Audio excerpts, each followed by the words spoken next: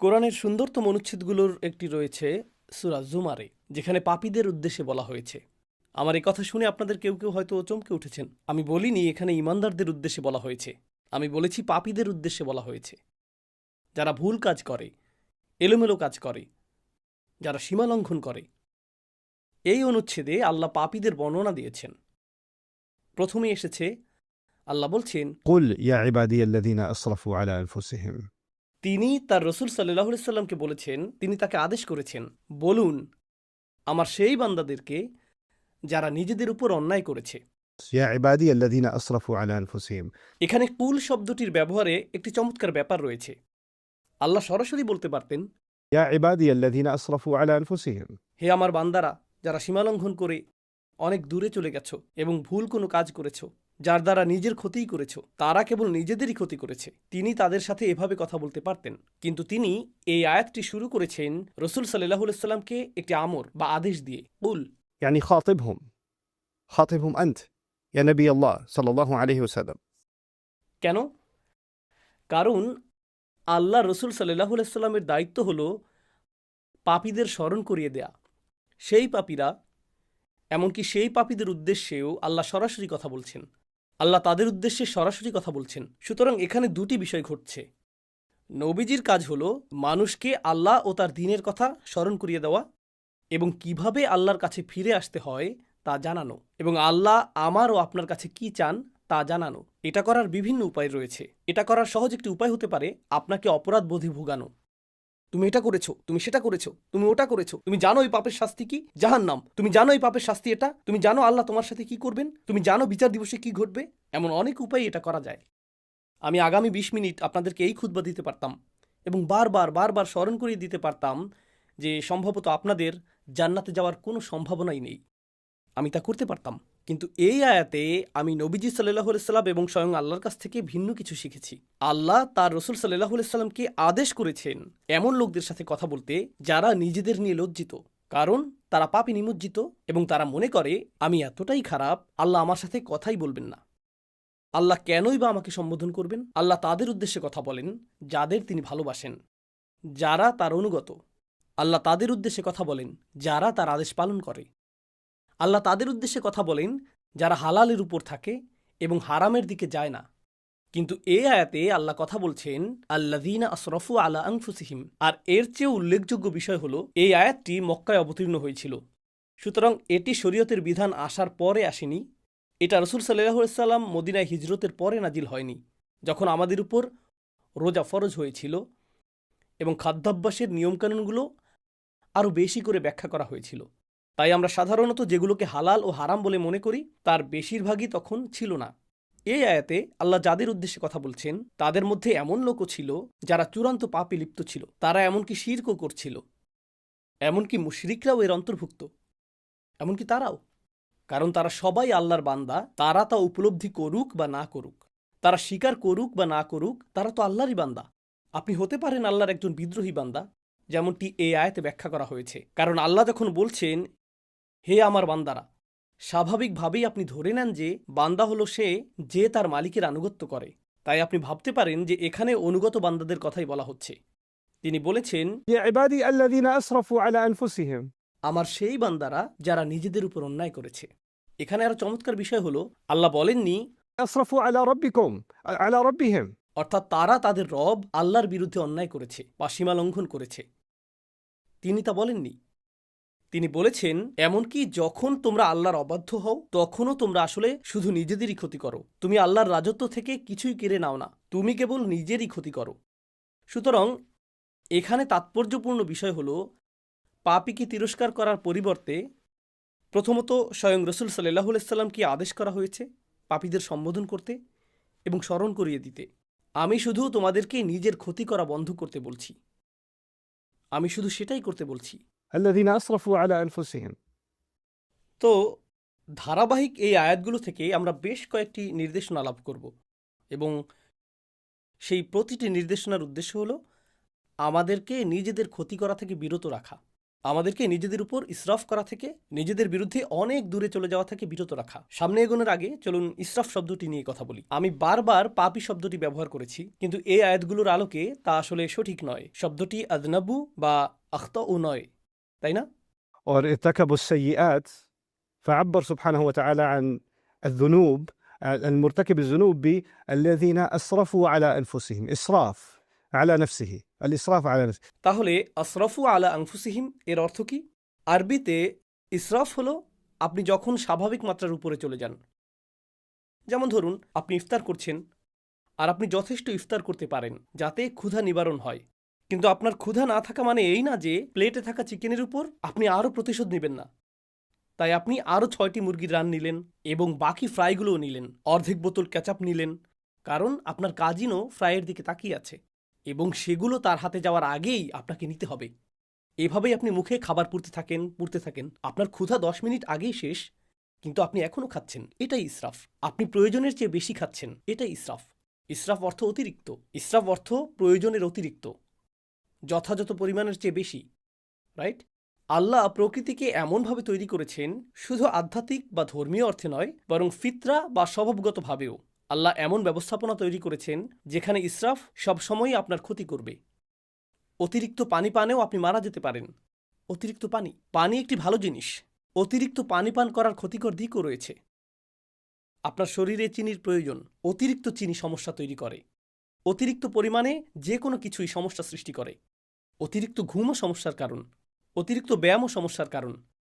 আল্লাহ যা কিছু তৈরি করেছেন সব কিছুকেই একটি সীমার মধ্যে থাকতে হয়, আর আপনি যদি সেই সীমা অতিক্রম করেন তখন কার ক্ষতি করেন? নিজেরই ক্ষতি করেন। সব কিছুতেই, জীবনের প্রতিটি ক্ষেত্রেই আপনি এবং আমি ইসরাফে লিপ্ত হতে পারি। কিন্তু কি ঘটে? মানুষ হিসেবে মাঝে মাঝে আমরা কিছু বিষয়ে ভালো করি বা অন্যান্য জিনিসের চেয়ে কিছু জিনিস বেশি উপভোগ করি। তাই যখন আমরা অন্য কিছুর চেয়ে একটি জিনিস বেশি উপভোগ করি, সেটার উপর আমরা মনোযোগ দিতে থাকি। আর যখন আপনি একটি জিনিসের উপর খুব বেশি মনোযোগ দেন, স্পষ্টতই অন্য কিছুকে উপেক্ষা করেন, তাই না? সুতরাং আপনি একটি বিষয়ে ইসরাফ করেন এবং অন্য বিষয়ে তাফরিত করেন, তাই না? إفراط একটি জিনিস, تفريط আরেকটি জিনিস। আপনি একদিকে খুব বেশি চলে যান, অন্য কিছু বাদ পড়ে। আমি আমার অফিস ভালোবাসি, তো আপনি অফিসে যান, আপনার 3টায় বের হওয়ার কথা, আপনি বলেন না, আমি আরও 30 মিনিট থাকবো, বন্ধুর সাথে আড্ডা দিব।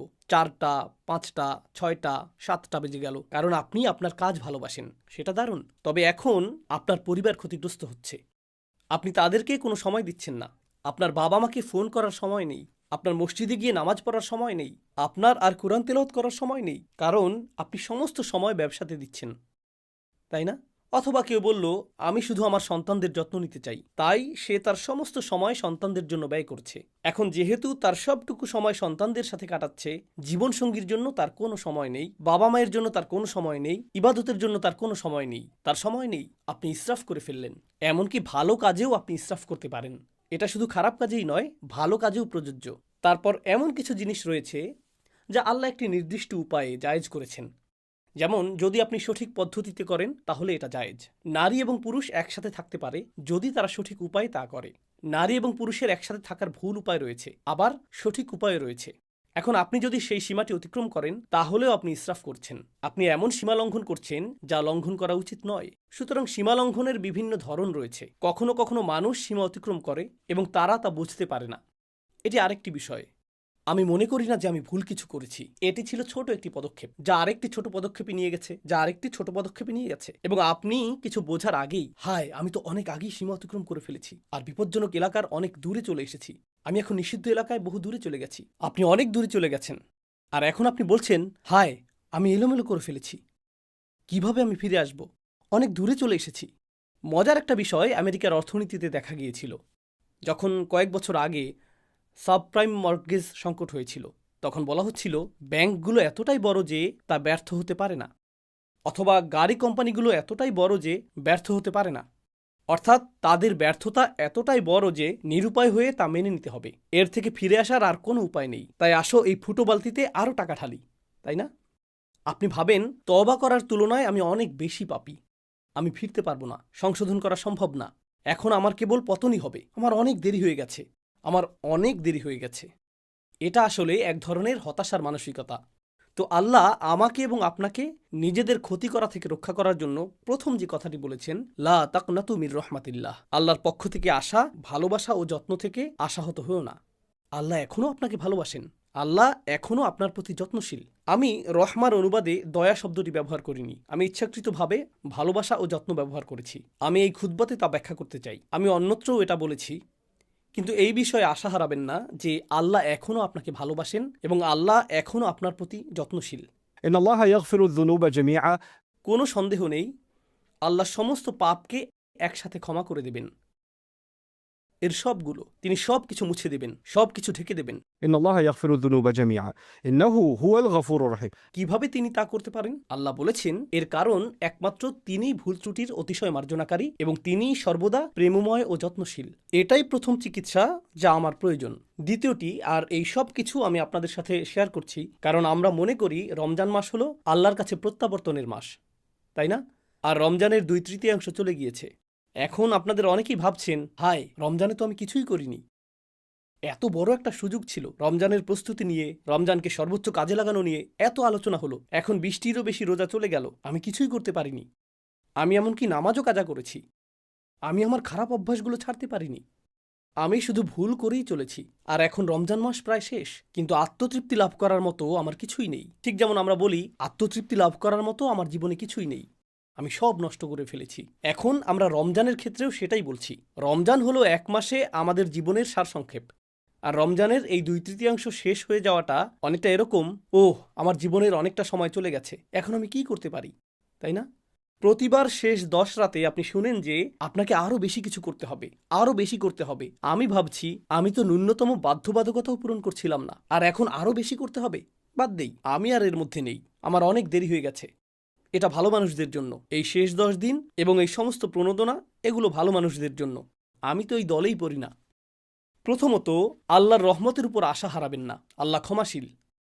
বলবেন না, ওহ, রমজানের প্রথম 20 দিনে আমি কতই না খারাপ কাজ করেছি, হঠাৎ করেই আল্লাহ কেন এটা মেনে নেবেন যে আমি শেষ 10 রাতে ভালো হয়ে গেলাম?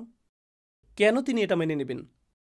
এটা ঠিক যেন আমাদের জীবনের শেষে অবস্থা। আমরা যদি জীবনের বেশিরভাগ অংশ পাপে কাটিয়েও থাকি, আল্লাহ তবুও আমাদের সব কিছু পরিবর্তন করার, ফিরে আসার একটি সুযোগ দিচ্ছেন।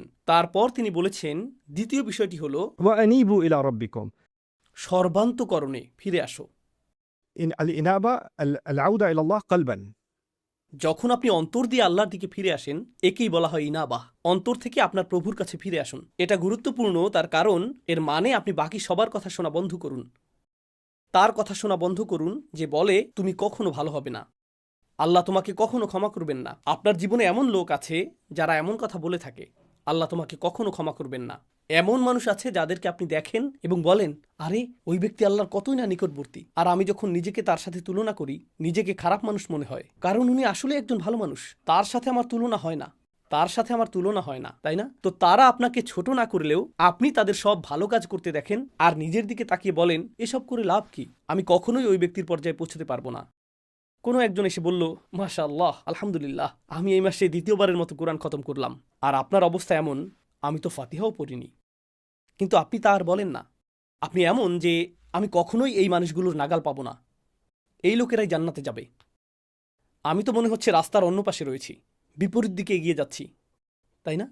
না, আল্লাহ বলছেন তোমার রবের কাছে ফিরে এসো, অন্য মানুষের দিকে তাকিও না। শুধু তুমি তোমার হৃদয়কে শুধু তোমার রবের দিকে ফিরাতে হবে, আর অন্য সবার প্রতি মনোযোগ দেওয়া বন্ধ করো। এটা কোনো প্রতিযোগিতা নয়, এটা কোনো প্রতিযোগিতা নয়। কয়জন 8 রাকাত পড়েছে, কয়জন 20 রাকাত পড়েছে, তুমি কয়টি কিয়ামুল লাইল আদায় করেছ, তুমি কয় রাকাত তাহাজ্জুদ পড়েছ, এটা কোনো প্রতিযোগিতা নয়। এটা কোনো প্রতিযোগিতা নয়, এটা অন্য কারোর সাথে তুলনা নয়। এখন আপনাকে শুধু নিজেকেই ফিরিয়ে আনতে হবে। أنيبوا إلى ربكم وأسلموا له من قبل أن يأتيكم العذاب তার সামনে নিজেকে সঁপে দাও, শাস্তি আসার আগে, অনেক দেরি হওয়ার আগে। অর্থাৎ আল্লাহ বলছেন এখনও খুব বেশি দেরি হয়ে যায়নি, অনেক দেরি হবে যখন শাস্তি চলে আসবে, যার অর্থ হলো যখন আপনার মৃত্যু আসবে এবং তারপরে বিচার দিবস চলে আসবে। তা এখনো আসেনি, তাই আপনার জন্য এখনো দেরি হয়ে যায়নি। অন্যভাবে আল্লাহ একথা বলছেন যে তোমার কাছে সময় আছে, অন্যভাবে আল্লাহ একথা বলছেন যে তোমার আশা এখনো শেষ হয়নি। وأسلموا من قبل أن يأتيكم العذاب ثم لا تنصرون তখন তোমাদেরকে আর সাহায্য করা হবে না, তখন আর সাহায্য করা হবে না। এটা কেবল হুমকি নয়, বরং উৎসাহও বটে। কারণ আল্লাহ যদি বলেন তখন তোমাকে সাহায্য করা হবে না, এর মানে এখন তোমাকে সাহায্য করা হবে। এখন তোমাকে সাহায্য করা হবে, তখনই কেবল তোমাকে সাহায্য করা হবে না। তো এই মুহূর্তে আল্লাহ তোমাকে সাহায্যের প্রস্তাব দিচ্ছেন, আল্লাহ আমাকেও সাহায্যের প্রস্তাব দিচ্ছেন। সুম্মা লা তুনসরুন। আর নুসরাহ অর্থ শুধুমাত্র সাহায্য নয়, এটা মুসাআদাহ বা আউন থেকে ভিন্ন। নুসরা ব্যবহৃত হয় সামরিক সাহায্যের ক্ষেত্রে, যখন সামরিক বাহিনীর জন্য বড় বড় চালান প্রেরণ করা হয় যাতে তারা পুনরায় রসদ পূর্ণ করতে পারে, সেটাকে আসলে বলা হয় নুসরাহ। অথবা যখন কোনো সেনাবাহিনীর আক্রমণের শিকার হবার উপক্রম হয়, অথবা তারা শত্রুর সাথে সম্মুখ যুদ্ধ করে এবং পাহাড়ের ওপর থেকে শক্তি বৃদ্ধিকারী দল আসে, সেটাই নুসরাহ। নুসরা আসলে বড় সাহায্য, এটা শুধু ছোটখাটো সামান্য সাহায্য নয়। আল্লাহ আপনাকে এমনভাবে সাহায্য করবেন যা হবে ব্যাপক শক্তিপূর্ণ এবং বিজয় আনয়নকারী। তারপর তিনি বলছেন, واتبعوا أحسن ما أنزل إليكم من ربكم। তোমাদেরকে প্রদত্ত সবচেয়ে সুন্দর বিষয়টির অনুসরণ করো যা পাঠানো হয়েছে তোমাদের রবের পক্ষ থেকে। এখানে বলার মতো আরও অনেক কিছুই আছে, আমি সেগুলোর উপর বেশি মনোযোগ দিব না। এর সবচেয়ে সহজ অর্থ হলো আল্লাহ যা নাজিল করেছেন তার মধ্যে সর্বোত্তম হলো স্বয়ং কোরআন। يعني واتبعوا القرآن أحسن ما أنزل إليكم، يعني أحسن مما سبق من التنزيل من معانيها। এই আয়াতের একটি অন্যতম অর্থ হলো নাজিলকৃত সমস্ত বিষয়ের মধ্যে সবচেয়ে সেরা হলো আল্লাহর বাণী, সুতরাং এটা অনুসরণ করো। এর অন্যান্য আরও অর্থও রয়েছে, কিন্তু আপনাদের বিদায় দেওয়ার আগে আমি আসলে এই শেষ অংশটির উপর মনোযোগ দিতে চাই। তিনি বলছেন, এটা করো, তোমাদের সাধ্যের মধ্যে সর্বোত্তম উপায়ে এর অনুসরণ করো। আল্লাহর নাজিল করা সবচেয়ে সুন্দর জিনিসটির অনুসরণ করো। কারণ কিছু লোক বলে, ও ইসলাম এত কঠিন, এত বেশি নিয়মকানুন, এটা অনেক জটিল, আমি জানি না কি করতে হবে, আমি জানি না কেন এত খুঁটিনাটি বিষয় রয়েছে। কিন্তু আল্লাহ বলছেন, না, এটা আসলে সুন্দর এবং সরল। এমন কারো কথা ভাবুন যে মক্কায় এই আয়াতটি শুনেছিল। ধর্মে তাদের জন্য তখন কি কি জটিলতা ছিল? তারা যখন সূরা জুমার শুনেছিল তখন কি জটিলতা ছিল? ধর্মের মধ্যে কাঠিন্য কোথায় ছিল? এটি ছিল সহজ সরল একটি বার্তা, এটি ছিল সুন্দর ও দ্ব্যর্থহীন। শুধু এটুকুই।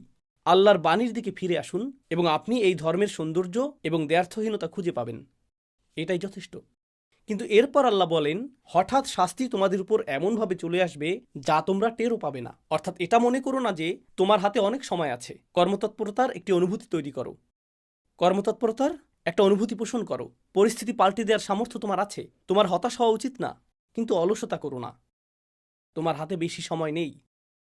রমজানের এই শেষ 10 রাত বা তার চেয়েও কম সময় যা আমাদের আছে, এটা আমাদেরকে এক প্রকার স্মরণ করিয়ে দেয় যে আমাদের হাতে সময় বেশি নেই। আর এই 10 রাতে যদি আমরা কর্মতৎপরতার একটি মানসিকতা, একটি মনন তৈরি করতে পারি, হয়তো আমরা আমাদের জীবনেও সেটাকে বাস্তবায়ন করতে পারবো। এই ধরনের মানসিকতা তৈরি করা যে আমার হাতে খুব বেশি সময় নেই, আমার হাতে যে সময় আছে আমাকে তার সর্বোত্তম ব্যবহার করতে হবে। বিদায় দেওয়ার আগে আমি আপনাদের সাথে যা শেয়ার করতে চাই তা হলো এমন কিছু লোকের বক্তব্য যারা নিজেদের সময়ের সদ্ব্যবহার করেনি। আর আল্লাহ বলেছেন, আমি চাই না তোমরা এদের অন্তর্ভুক্ত হও। কিন্তু যদি তোমরা এদের অন্তর্ভুক্ত হও, একসময় তারা এই কথা বলবে যখন অনেক দেরি হয়ে যাবে। أن تقول نفس يا حسرة على ما فرطت في جنب الله। অর্থাৎ এরকম মানুষ অবশেষে বলবে, ইয়া হাসরাতা, অদ্ভুত উক্তি করবে তারা, ইয়া হাসরাতা। يعني حسرت على ما فرطت في جنب الله। আপনি এভাবে বলতে পারেন, আমার আফসোস রয়েছে, আমার আক্ষেপ রয়েছে, আল্লাহর উদ্দেশ্যে আমি যা করিনি, আমার কমতি আছে, আমি যথেষ্ট করতে পারিনি। কথাটা এভাবে বলাটাই প্রত্যাশিত ছিল, কিন্তু আল্লাহ বলেছেন, يا حسرة كأنه يخاطب العاقل، আরবি ভাষায় এটাকে বলা হয় استعارة مكنية। সহজ ভাষায় এর অর্থ হলো সে বলবে, ও আমার আফসোস। বাংলাতে এটা বোধগম্য অর্থ প্রদান করে না। ও আমার আফসোস। আপনি যখন ডাকেন, আপনি কোনো বস্তুকে ডাকেন না। আফসোস হলো একটি বস্তু, একটি অনুভূতি। আপনি একজন মানুষকে ডাকেন, আপনি একজন মানুষকে ডাকেন। এই আয়াতে আপনি একটি অনুভূতিকে ডাকছেন। আর সেই অনুভূতিটা কি? আমার আফসোস, আমার আক্ষেপ। আল্লাহ বলছেন, তোমার ভেতরে যেন আরেকটি মানুষ বাস করে, যে তোমার ভেতরেই থাকে, যার সাথে তুমি সারাক্ষণ কথা বলো। আর তোমার ভেতরের সেই সত্তাটি যেন তোমারই আরেকটি অংশ, যে শুধু আক্ষেপই প্রকাশ করে। আমি এত ভুল করেছি, ওহ আমি এটা করেছি, ওহ আমি ওটা করিনি। অনুচ্ছেদটি শুরু হয়েছিল হতাশাগ্রস্ত মানুষের কথা দিয়ে, আর এখন কিয়ামতের দিন, ওহ আমি ভুল করেছি, আমি আরও অনেক কিছু করতে পারতাম। এমন মানুষ আছে যারা প্রতিদিন অতীত নিয়ে ভাবে, প্রতিদিন তারা হতাশাগ্রস্ত। আমি জানি না কেন আমার সাথে এটা ঘটলো বা সেটা ঘটলো। তারা আজ এই কথা বলছে, আগামীকাল এই কথা বলবে, তার পরের দিন, দিনের পর দিন তারা একই কথা বলবে। 10 বছর চলে যায়, তারা অতীতের কথাই বলতে থাকে। আর তারপর 10 বছর পরে পেছনে তাকিয়ে তারা বলে, আমি 10 বছর নষ্ট করেছি। এটাই তারা বলে। على ما فرطت في جنب الله يا حسرة على ما তারা তাদের আক্ষেপের সাথে কথা বলছে, তারা তাদের ভেতরের আক্ষেপের সাথে ক্রমাগত কথোপকথন চালাচ্ছে। তারা অন্য কারোর সাথে কথা বলতে চায় না। আপনি যদি আপনার আক্ষেপের সাথে কথা বলেন, আপনি আল্লাহর সাথে কথা বলতে পারবেন না। আপনাকে বেছে নিতে হবে আপনি কার সাথে কথোপকথন করতে চান। কথোপকথনের জন্য আল্লাহ আপনাকে বেছে নিতে চান, আর আপনি কথোপকথনের জন্য নিজের আক্ষেপকে বেছে নিচ্ছেন। থামুন। কারণ আপনি যদি নিজের মন না বদলান, একটা সময় আসবে যখন চিরকাল আপনাকে সেই কথোপকথনই চালিয়ে যেতে হবে। আল্লাহ আমাকে এবং আপনাকে এর থেকে হেফাজত করুন। না হলে আমাদেরকে চিরকাল শুধু আমাদের আক্ষেপের সাথে এভাবে কথা বলতে হবে। على ما فرطت في جنب الله কত বিষয় আমি কমতি করেছি। তাফরিত অর্থ আমি আরও করতে পারতাম, কিন্তু আমি ন্যূনতমটুকু পূরণ করিনি, আমি যথেষ্ট করিনি। অর্থাৎ আল্লাহ এটাও বলছেন না যে সবচেয়ে ভালো সর্বোত্তমটা করো এবং শ্রেষ্ঠত্ব অর্জন করো। না না না, শুধু তাফরিত করো না। তাফরিত হলো যখন ন্যূনতম একটি সীমা থাকে, যেমন স্কুলে পাশ করার ন্যূনতম নাম্বার থাকে, তাই না? ন্যূনতম পাস নাম্বার ধরি এটা 33, সেক্ষেত্রে আপনি যদি 32 পান সেটাই তাফরিত, তাই না? যদি তা অতিক্রম করেন, পরীক্ষায় পাশ করেন, আপনি নিরাপদ। আমি তো সহজেই পার হতে পারতাম, এটা কঠিন ছিল না, আমার কাছে তো খুব বেশি চাওয়া হয়নি। তাই সে বলবে, কেন আমি তা করলাম না? وإن كنت لمن الساخرين আর আমি আল্লাহর সাথে এমনটা করেছি, ফি জাম্বিল্লাহ। এটাও বিস্ময়কর বাক্যাংশ। আমি এমনটা করেছি যখন আল্লাহ আমার পাশেই ছিলেন। অর্থাৎ আল্লাহ আমাকে উৎসাহ দিতে পাশে ছিলেন, আল্লাহ আমাকে সাহায্য করতে পাশে ছিলেন। আল্লাহ কখনো আমাকে ছেড়ে দেননি, আমি আল্লাহকে ছেড়ে দিয়েছি। আমি ছেড়ে দিয়েছি, তিনি ছাড়েননি। তিনি সর্বদা আমার পাশে ছিলেন, ফি জাম্বিল্লাহ, ঠিক আমার পাশেই ছিলেন। জাম শব্দটি আসলে প্রতিবেশী বোঝাতে ব্যবহৃত হয়, والصاحب بالجنب في القرآن مثلا তাই না? আল্লাহ ঠিক আমার পাশেই ছিলেন, কিন্তু আমি গুরুত্ব দেইনি, আমি কোনো পদক্ষেপ নিইনি। সেই সীমারেখা অতিক্রম না করে নিরাপদে থাকতে যা কিছু দরকার ছিল আল্লাহ সব দিয়েছিলেন, আমি শুধু পদক্ষেপ নেইনি, তাই না? আর অবশেষে সে বলবে, ওয়াইন কুনতু লামিনা সাখিরিন, আর আমি তাদের অন্তর্ভুক্ত ছিলাম যারা তুচ্ছ করে, যারা উপহাস করে। আমি সব কিছুকে হাসি ঠাট্টায় পরিণত করেছিলাম, আমি কোনো কিছুকেই গুরুত্ব দেইনি। তো একদিকে রয়েছে হতাশা, আর আপনি নিজের আক্ষেপের সাথে কথা বলছেন। আবার অন্যদিকে যখন হতাশা না থাকে, আপনি এমন বিষয়ে হাসি ঠাট্টা করছেন যেগুলো নিয়ে হাসি ঠাট্টা করা উচিত না। যে বিষয়গুলো আপনার গুরুত্ব সহকারে নেওয়া উচিত তাতে গুরুত্ব দিচ্ছেন না, আপনি সেগুলোকে হেসে উড়িয়ে দিচ্ছেন, আপনি সেগুলোকে তুচ্ছ করছেন।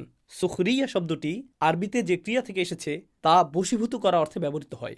যখন আপনি কোনো পশুকে বশ করেন, সেটা, تسخير الدابة তাই না? আল্লাহ বলেছেন পাহাড় এবং মেঘকে তাসখির করা হয়েছে এবং বাতাসকে তাসখির করা হয়েছে, অর্থাৎ সাখখারা। তিনি রাত এবং দিনকে, মেঘ এবং বাতাসকে বশীভূত করেছেন। তিনি এদেরকে অবনত করেছেন যেন তারা বিদ্রোহী ছিল, আর তিনি তাদেরকে অবনত করেছেন। আর মনিব যেভাবে চায় তারা সেভাবেই পরিচালিত হয়। যেমন একটা ঘোড়া যখন বুনো স্বভাবের থাকে, মনিব তাকে বশ করে, পোষ মানায়। আর এখন মনিব এদিকে ঘুরলে ঘোড়াটিও এদিকে ঘুরে। ঘোড়া যখন একরোখা থাকে, কাছে গেলে সে আপনার মুখে লাথি মারবে, আপনি যদি পেছনে যান সে পেছনের পা দিয়ে আপনাকে লাথি মারবে, সে আপনাকে ধাক্কা দিবে, সে আপনার বিরুদ্ধে বিদ্রোহ করবে। কিন্তু একবার সে পোষ মানার পর আপনি যদি ঘোড়া সম্পর্কে জেনে থাকেন, চলার সময় তখন আপনার লাগাম টানারও দরকার পড়বে না। আপনি যদি ঘোড়ার সাথে হাঁটেন, আপনাকে লাগামও টানতে হবে না। সে বুঝতে পারে আপনি ঘুরছেন, আর সে আপনার সাথে ঘুরে যায়, সে আপনার মতো করেই চলে। এটাকেই বলা হয় তাসখির। এখান থেকেই নিজেকে তুচ্ছ করা, অন্যকে তুচ্ছ করার ধারণাটি আসে। গুরুত্বপূর্ণ বিষয় নিয়ে তাসখির করা, সেগুলোকে তুচ্ছ করা, সেগুলোকে অবনমিত করা, এটা একরকম। যে বিষয়গুলি খুবই গুরুত্ব সহকারে নেওয়া উচিত, যেগুলো খুবই বিপজ্জনক, আপনি সেগুলো নিয়ে এমনভাবে কথা বলতে আর ভাবতে থাকেন যেন এই বিপদকে আপনি তুচ্ছ করছেন, আপনি এর গুরুত্ব কমিয়ে দিচ্ছেন। আর অবশেষে মানুষ এরকম কথা বলে, আমি আরও করতে পারতাম, আমি বিষয়গুলোকে গুরুত্ব দিতে চাইনি, আমি এমন হতে চেয়েছি যারা বলে, আমি এগুলো থেকে দূরে থাকতে চাই। আজকে সর্বশেষ একটা বিষয় শেয়ার করতে চাই। সম্প্রতি একজন আমাকে জিজ্ঞেস করেছে কিভাবে আমি একজন কিশোরকে ইসলামে আকৃষ্ট করতে পারি। আমাকে বলেছে, আপনার সময় 30 সেকেন্ড, বলুন কিভাবে একজন কিশোরকে ইসলামের প্রতি আকৃষ্ট করা যায়। আমি বললাম, আপনি কি বলছেন, মাত্র 30 সেকেন্ড? কেন? কারণ যখনই আমি তাদেরকে ইসলামের কথা বলি, তারা চোখ ঘুরিয়ে নেয়। আমারও ইসলামিক বয়ান, কখন যে বাবা থামবে, আমার মা তো আসলেই আমি কি এখন যেতে পারি? হ্যাঁ, কথাটা ভালো ছিল, ধন্যবাদ। হ্যাঁ বুঝেছি, আমরা সবাই জাহান্নামে যাব। ধন্যবাদ। নির্লিপ্ত একটা ভাব, এক ধরনের গুরুত্বহীনতা। আমি এতে যুক্ত হতে চাই না। কেন আপনি এটা নিয়ে আমাকে বিরক্ত করছেন? কেন আপনি আমাকে মসজিদে টেনে আনছেন? আমি কি আমার ফোনটা নিতে পারি? আমি কি মোবাইল গেমিং ডিভাইস নিয়ে পেছনে বসতে পারি? কারণ আমি এই বিষয়ে চিন্তা করতে চাই না। আর জানেন, এটাই একটা লাইফস্টাইলে পরিণত হয়। এবং এটা শুধু কৈশোরেই সীমাবদ্ধ থাকে না, সে বেড়ে ওঠে। শেষ পর্যন্ত সেই মানুষটি বলে, আমি কখনোই কিছুকে গুরুত্ব দিইনি। আর আল্লাহ বলছেন, আমি চাই না তুমি এমন ব্যক্তিতে পরিণত হও যে বেশ দেরি হয়ে যাওয়ার পর যে ব্যক্তি শেষ মুহূর্তে এসে বলে, আমি আরও ভালো করতে পারতাম, আমি ন্যূনতম বিষয়গুলো পালন করতে পারতাম। আর আমি সর্বদা এমন মানুষ ছিলাম যে কখনো কিছুকে গুরুত্ব দেয় না। আমি শুধু এমন লোকদের সাথে যোগ দিয়েছি যারা গুরুত্ব দিয়ে ভাবে না। কারণ মিনাস সাখিরিন অর্থ একটা দলে যোগ দেওয়া। মিনাস সাখিরিন অর্থ এমন মানুষ যারা সব কিছুকে তুচ্ছ তাচ্ছিল্য করাকে মনে করে রুচিশীলতা। আপনারা হোয়াট এভার গ্রুপ সম্পর্কে জানেন। হ্যাঁ, হোয়াট এভার। ধর্ম আমার কাছে অতিরিক্ত, আমি এর বাইরে, আমি এর ঊর্ধ্বে। মুখের অভিব্যক্তি প্রকাশ করে আপনি কত কম গুরুত্ব দেন। যে বক্তব্য দেওয়া হয়, অথবা আপনার বাবা মা বা ইমাম যে উপদেশ দেন, অথবা কোরআন যা বলে, সেই চাহনি। আর আপনি অন্য কাউকে সেই চাহনি দিতে দেখে বলেন, আরে লোকটা তো কুল, এমনকি আল্লাহকেও ভয় করে না, আমি ওর মতো হতে চাই, আমি কুল লোকদের সাথে থাকতে চাই। তো তারা হয়ে যায় একদল সাখেরিন। আর সে বলে, আমি তাদের মধ্যে ছিলাম যারা সাখেরিন। এটা এরকম যে আমি নিজের স্বতন্ত্র সত্তা হারিয়ে ফেলেছিলাম। আমি শুধু নির্বোধ সঙ্গীর সাথে বেছে নিয়েছিলাম। আর যত বেশি সময় আমি তাদের সাথে কাটালাম, আমি তাদের একজন হয়ে উঠলাম। আমি তাদের সাথে যোগ দিয়ে তাদের একজন হয়ে উঠলাম। আর এই স্বীকারোক্তি কিয়ামতের দিন সে প্রদান করবে। আল্লাহ আমাদেরকে এরকম হওয়া থেকে হেফাজত করুন। আল্লাহ আমাদের সন্তানদেরকেও এরকম হওয়া থেকে হেফাজত করুন। আমি আরও দোয়া করি, আল্লাহ যেন আমাদেরকে আক্ষেপকারী মানুষে পরিণত না করেন। কারণ আমরা রমজানের শেষ কয়েকদিন বা শেষ কয়েক সপ্তাহের পূর্ণ সদ্ব্যবহার করিনি। তাই সামনে আসন্ন দিনগুলোর পুরোপুরি সদ্ব্যবহার করুন। এটা মনে করবেন না যে রমজান মাস শেষের দিকে। নিজের জন্য আপনার ভাবা উচিত, আজকে থেকেই রমজান শুরু হয়েছে। এভাবেই আপনার ভাবা উচিত, রমজান এইমাত্র শুরু হয়েছে। আর আপনি মনে করবেন এবছর রমজান মাস 30 দিনের না, এটা শুধু এই 9 দিনের। এটুকুই যথেষ্ট। আর এই মনোভাব অক্ষুণ্ণ রাখুন। আল্লাহ আপনাকে সেই শক্তি, প্রেরণা এবং সামর্থ্য দান করুন যাতে আপনি সর্বোচ্চ চেষ্টা করতে পারেন এবং নিজের কল্যাণ লাভের উদ্দেশ্যে নিজেকে পরিবর্তন করতে পারেন। بارك الله لي ولكم في القرآن الحكيم ونفعني وإياكم بالآيات والذكر الحكيم. الحمد لله وكفى والصلاة والسلام على عباده الذين اصطفى خصوصا على أفضلهم وخاتم النبيين محمد الأمين وعلى آله وصحبه أجمعين.